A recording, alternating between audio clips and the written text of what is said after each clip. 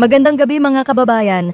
Narito ang ating weather update para sa Friday, May 2. Huwag kalimutang i-like, i-share, mag-subscribe sa aming channel at i-click ang notification bell para lagi kayong updated sa lagay ng panahon.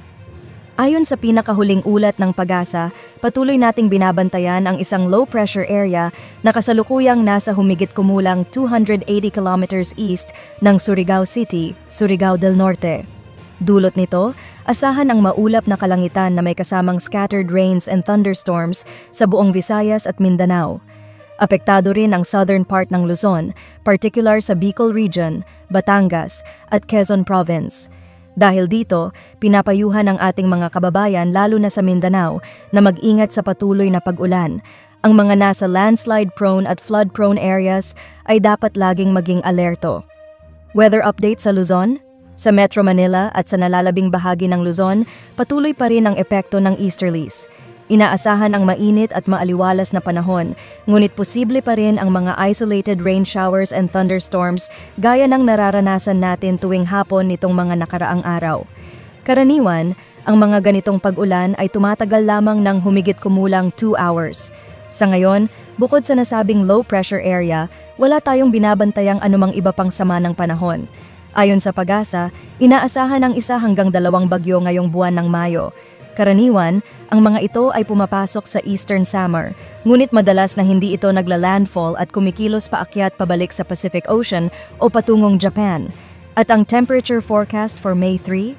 Sa Metro Manila, inaasahan ang bahagyang may init na panahon na may temperaturang mula 25 hanggang 34 degrees Celsius. Sa Baguio City ay mas malamig na klima ang mararanasan na nasa pagitan ng 17 hanggang 25 degrees Celsius, habang sa Tuguegarao ay posibleng umabot sa pinakamataas na init na mula 26 hanggang 37 degrees Celsius. Sa Puerto Princesa, inaasahan ang katamtamang init na may temperaturang mula 25 hanggang 31 degrees Celsius. Sa Iloilo ay makakaranas ng kaparehong antas ng init na mula 24 hanggang 31 degrees Celsius, habang sa Tacloban ay bahagyang mas malamig na may temperaturang mula 25 hanggang 30 degrees Celsius.